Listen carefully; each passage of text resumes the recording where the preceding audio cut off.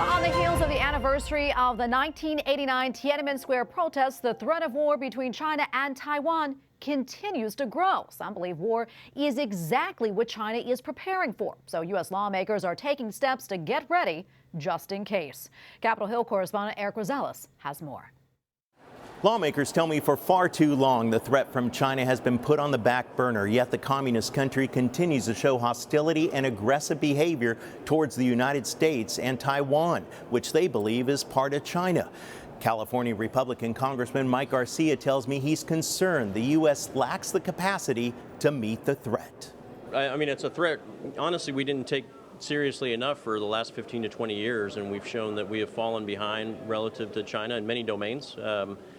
I think there's overall a better awareness of this China threat, but not necessarily the capacity that we need to be at. The U.S. House China Select Committee recently advanced several bipartisan recommendations to better prepare the United States and Taiwan for any possible military conflict. If the Tiananmen Square massacre is an indictment of the CCP, it's also an indictment in some ways of us. The mask slipped. We saw the CCP's true, brutal, paranoid face on live TV, and what did we do? We rewarded them.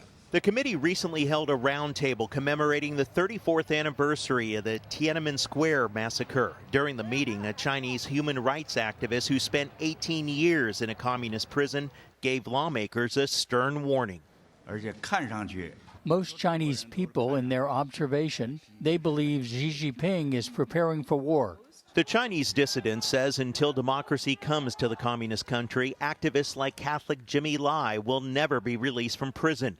Meanwhile, U.S. military forces continue to have run-ins with China, the latest involving a Chinese military ship, which almost crashed into a U.S. Navy destroyer, and a Chinese fighter flew into the path of an American reconnaissance plane over the South China Sea. The White House calls it dangerous. There was absolutely no need for the PLA to act as aggressively as they did. It won't be long before somebody gets hurt. That's the concern with these unsafe and unprofessional intercepts. U.S. Secretary of State Antony Blinken will travel to China for talks in the coming weeks. This comes after a previously scheduled trip was scrapped after a suspected Chinese spy balloon was shot down. At the Capitol, Erik Rosales, EWTN News Nightly.